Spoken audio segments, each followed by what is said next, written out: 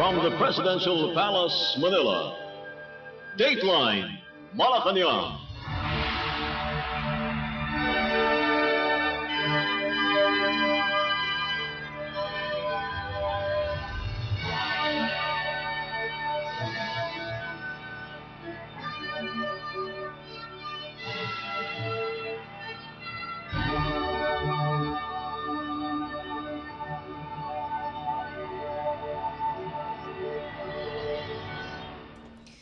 Good day, this is Dateline Malacañang, and here are the news.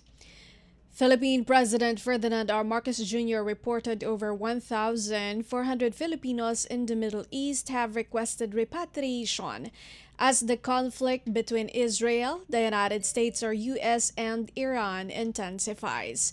During a news briefing in Malacañang, President Marcos noted that the situation is very fluid, with airports closed, airspace restricted, and fighting operations expanding to new areas, complicating evacuation efforts. The president said that 586 Filipinos in Dubai, 297 in Israel, 270 in Abu Dhabi, 231 in Bahrain, 22 in Jordan, and 10 in Iran have sought to be repatriated to the Philippines. The president emphasized that evacuation by air is now not possible owing to airport closures and no-fly zones. President Marcos expressed concern about potential misidentification situations amid continuous missile and drone strikes. He also said that land evacuation is risky since massive vehicle movements in active battle zones may be misconstrued for hostile objectives. President Marcos said that Philippine embassies, labor attaches, and defense attaches are in frequent communication with Filipino communities in impacted nations, and they are working closely with host governments for guidance. Filipinos in Israel, where attacks continue, have been advised to stay near bomb shelters.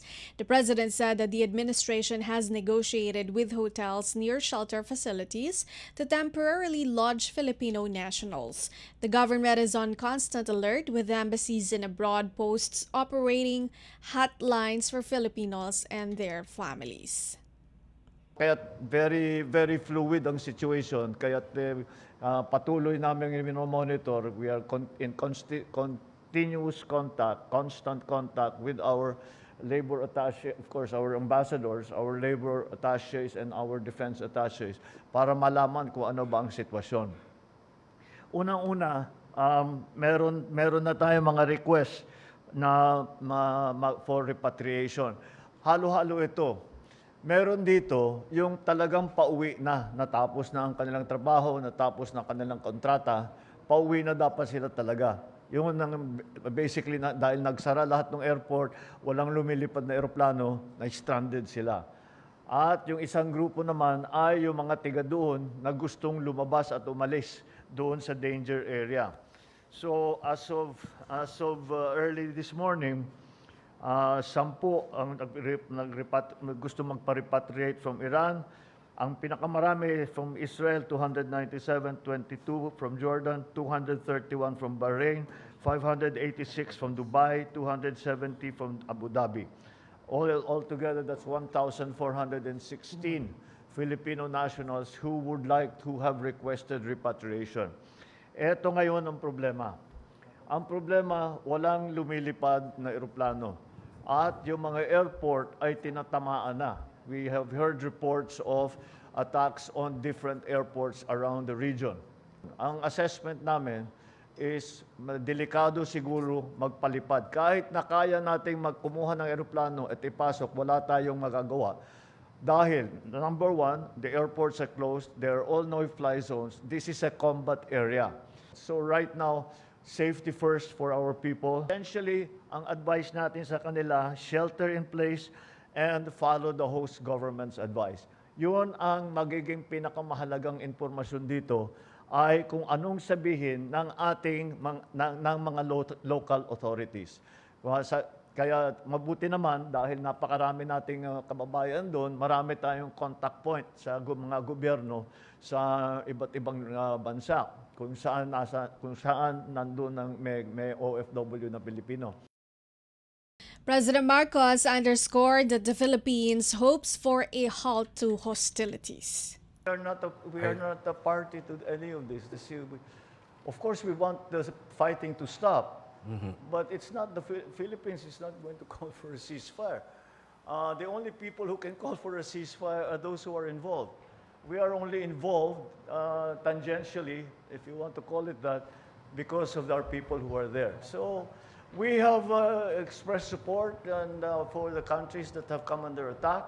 And we have made our feelings known that we hope that this crisis ends as quickly as possible. And we are asking, of course, for their continued assistance for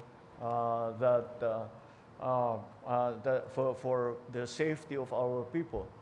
But let me do it now, if it will help. Let's hope that there is a ceasefire, and we, the Philippines, ask all parties to show restraint and to bring this to a close as quickly as possible.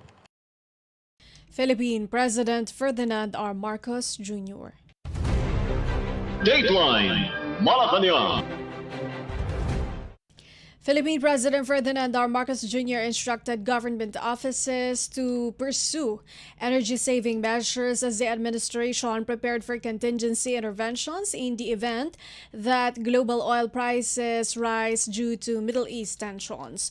During a news briefing in Malacañang, President Marcos acknowledged the importance of balancing energy security, price stability, and budgetary sustainability. While expressing hope that the conflict will end, President Marcos said that contingency plans are in place in case oil shocks continue. In addition, the president requested that all government entities limit their energy consumption. He also urged the people to embrace energy-saving techniques such as carpooling, reducing needless travel and making the best use of public transit. President Marcos said that domestic gasoline supply is adequate, but cutting usage could help buffer the impact of rising worldwide costs on people. He said that if global crude prices exceed $80 per barrel, the government's fuel subsidy scheme will automatically activate, offering targeted assistance to sectors most vulnerable to oil shocks. The transportation and agriculture sectors are among those likely to benefit from existing fuel aid provisions in the national budget. The president also said that if price rises continue, the government will consider adjusting fuel excise duties. The Philippines imports almost all of its oil, rendering it subject to geopolitical disturbances that affect global supply and pricing, such as the ongoing Middle Eastern conflict. The administration said that it will release additional public advisories on energy conservation measures in the following days. The prices of oil have already taken a adjustment upwards. But it went all the way up to 82 pesos. I'm sorry, $82 initial shock. Pero they closed out at 76.50. So nag-adjust na pababa. So that's that is expected. First of all, let me assure everyone that we have sufficient supply of oil. Meron tayong stockpile that are approximately 50 to 60 days in terms of gasoline, in terms of fuel oil, and in terms of kerosene. However, beyond that, of course, there will be a great effect on the oil prices that we are facing here. We have already seen the reaction on oil products, sa crudo, sa gasolina, sa LPG, at naramdaman na kaagad, and that's again expected. The response of the government, some of the interventions that we are thinking about, is to have targeted fuel subsidies to the affected area, to the affected sectors, such as the transport sector, the agri-sector. The agri-sector comes into play because fertilizer is a petroleum derivative. There is also a proposal that we will examine further.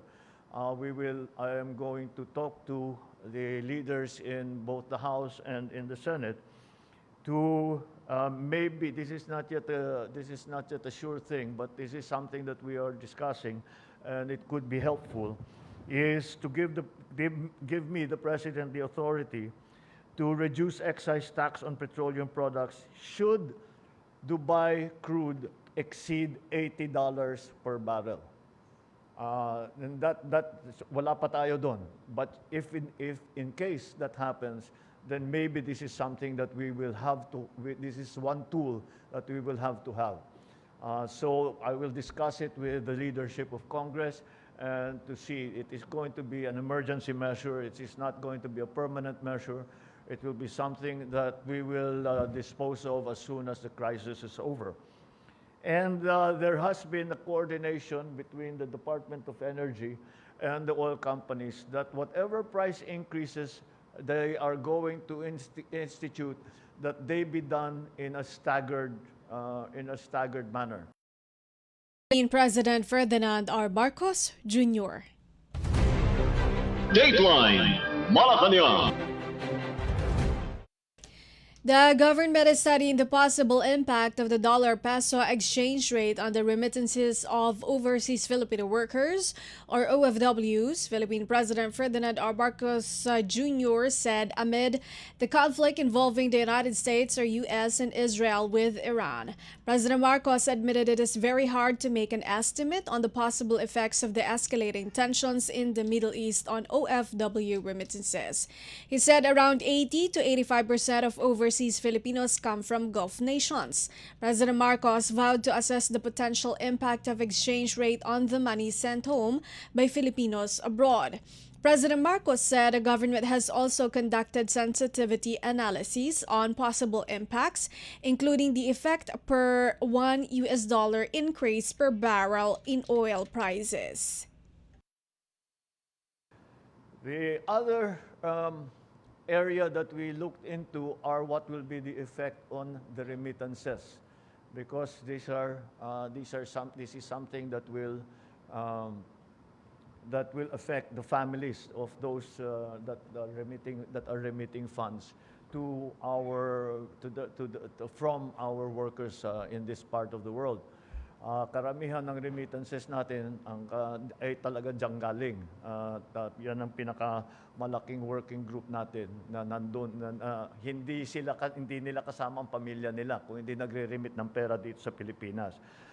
It's a bit of a mixed bag in the sense that the remittances, again, it's very, very hard to make an estimate. Right now, most of these places, I would estimate, Sec Hans, would you estimate how many of the workers that are in the Gulf countries are presently working normally? Just a rough estimate. I would say a substantial number, maybe around 80-85%, Mr. President. That's what I'm getting. More or less 80 to 85%. Sinasabi nila, ang report nila sa amin, nagtatrabaho pa rin sila, na pumapasok pa rin sila. Kung hindi sila makapasok, meron silang mga work from home. So yun ang yun ang naging effect doon sa workforce natin sa iba't ibang lugar. The other effect of the other statistic which will have an effect on remittances is going to be the exchange rate between the dollar and the peso. So we will just have to watch that very, very closely and to see what the effects are. That's why tawag ko mixed bag. Halo-halo talaga. May aakyat, may bababa. Kasi kung umakyat ang peso, lumalaki ang remittance.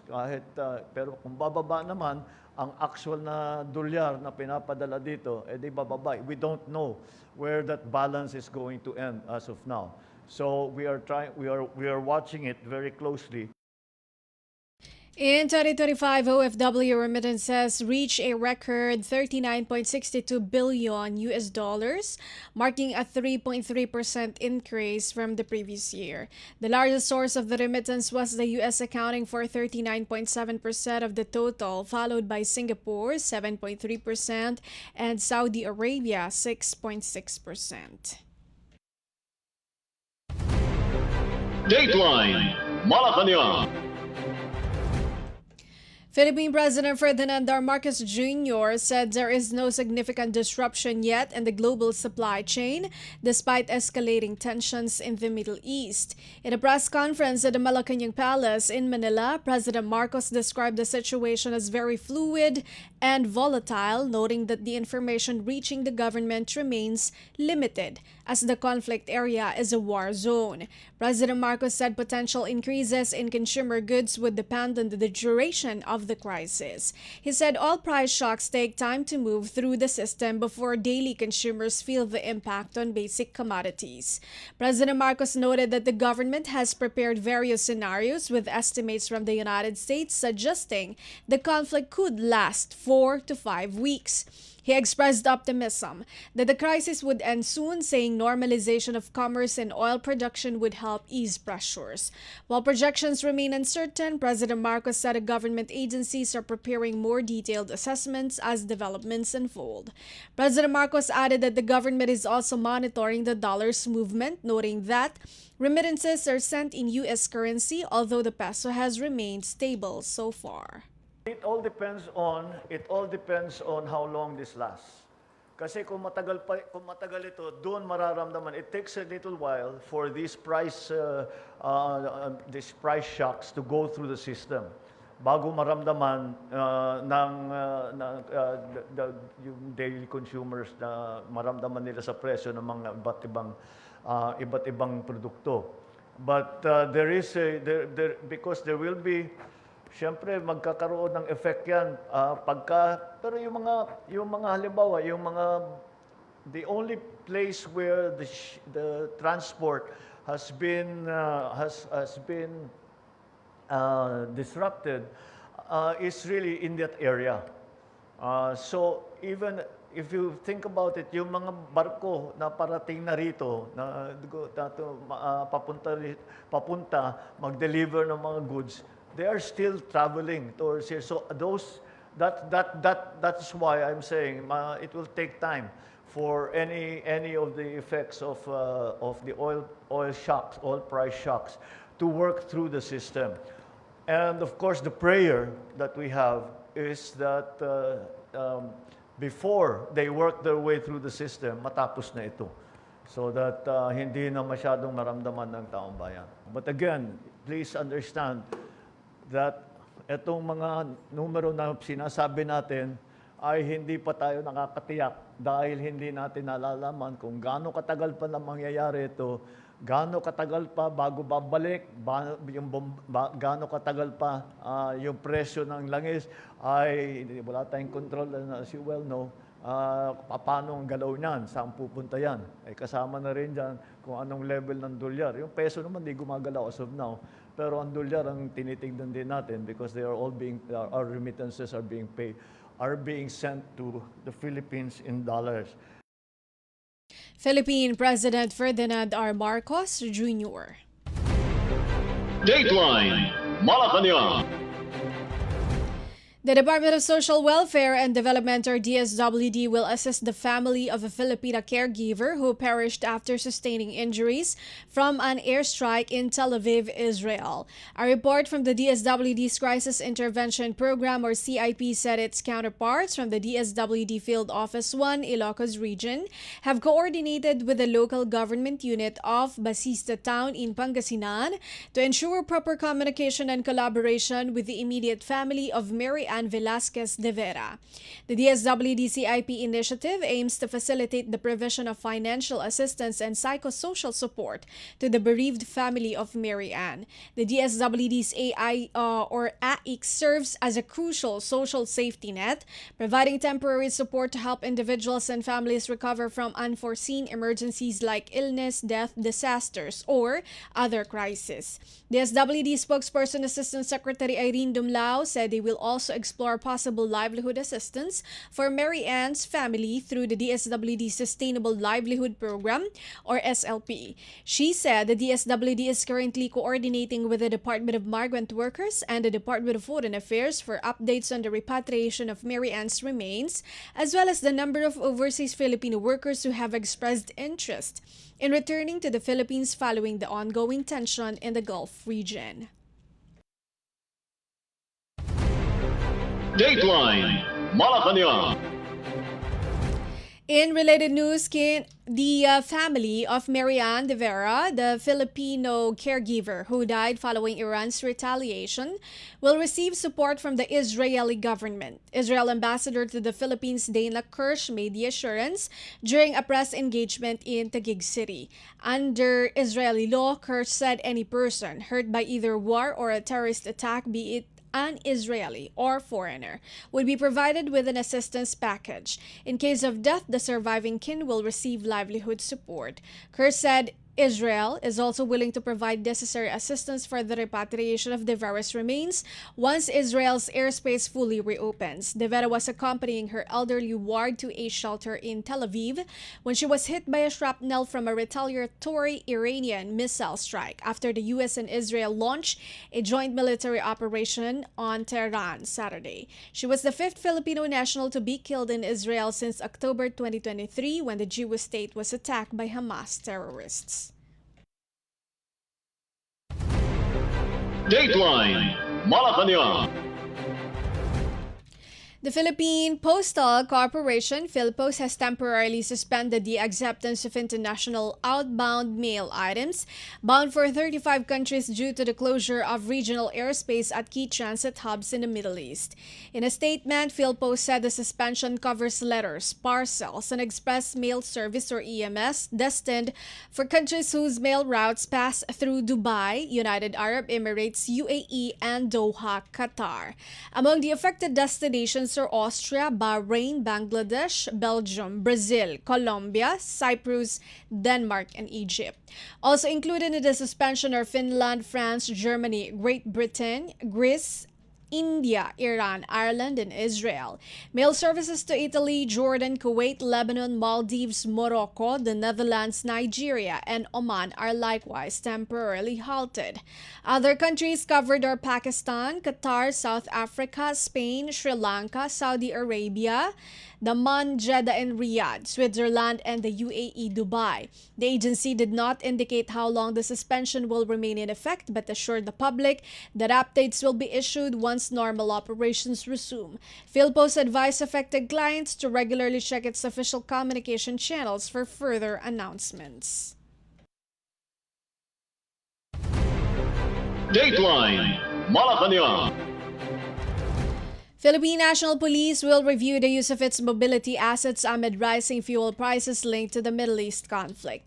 PNP Chief General Jose Melencio Nartates Jr. directed police chiefs and support unit heads to conduct the review under the Directorate for Operations and concerned national and regional offices. He said a move aligns with the Enhanced Managing Police Operations or EMPO, which maximizes personnel and resources while meeting law enforcement goals through data-driven and precise responses. Fuel prices have risen in recent weeks, with experts warning of further increases due to tensions in the Middle East.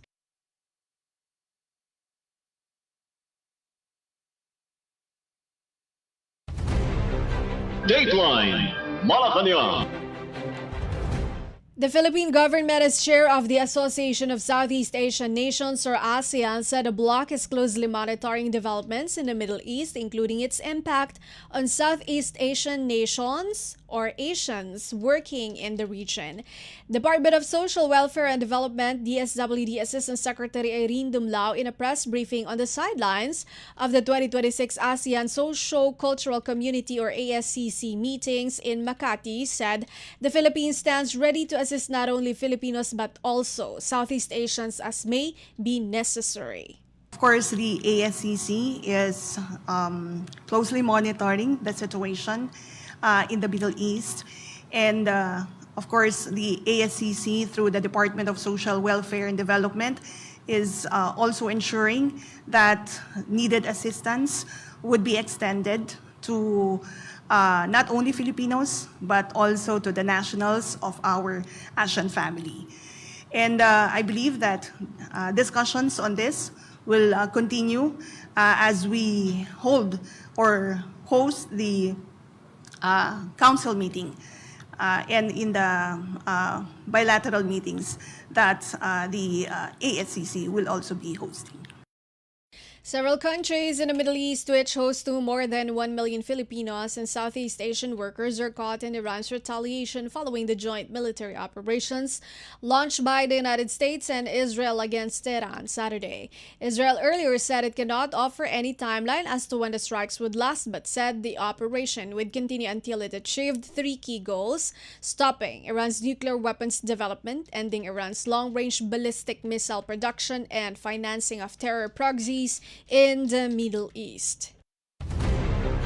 Dateline Malacañang. Philippine President Ferdinand Marcos Jr. welcomed South Korean President Lee Jae-myung to Malacañang for a two-day state visit to strengthen ties in defense, marine security, and economics. President Marcos and First Lady Liza Marcos welcomed Lee at the Kalayaan grounds in Malacañang Palace. South Korea's leader was accompanied by First Lady Kim Hae-kyung. This is the first state visit by a South Korean president to the Philippines since the Philippines Republic of Korea Free Trade Agreement became effective on December 31, 2024. After the welcoming ceremony at the Kalayaan grounds, Lee signed the palace guest book before heading to a bilateral meeting with Marcos. Against the backdrop of changing regional and global security dynamics, the two leaders are scheduled to discuss increased coordination in important sectors such as military and marine security. The meeting was attended by President Marcos and cabinet members including Trade Secretary Cristina Aldeguer Roque, Finance Secretary Frederick Go, Economic Planning Secretary Arsenio Balisacan, Interior Secretary Juanito Victor John Vic Remulla, Executive Secretary Ralph Recto, Education Secretary Sonny Angara, Agriculture Secretary Francisco Chu Laurel Jr., National Security Advisor Eduardo Año, and Presidential Communications Secretary Dave Gomez. The talks come as tensions rise in the Middle East, potentially affecting global oil markets and supply systems. Following the bilateral talks, President Marcos and Lee are set to issue a joint press statement and witness the signing of agreements between the two countries. This visit coincides with the 77th anniversary of the Philippines and Republic of Korea's diplomatic relations, which were established in March 1949. In recent years, the Philippines and South Korea have developed a strategic partnership with collaboration in trade, infrastructure, energy, shipbuilding, and defense modernization. President Marcos and Lee last met on the silence of the Asia-Pacific Economic Cooperation or APEC Summit, which South Korea hosted in Gyeongju in October last year. Lee's tour comes after his visit to Singapore. He paid tribute to Philippine national hero Dr. Jose Rizal at Manila's Luneta Park on Tuesday. Dateline Malacañang. And that is all for today's Dateline Malacañang for Radyo Pilipinas World Service. This has been Bea Gaza-de Guzman. From the Presidential Palace, Manila. Dateline Malacañang.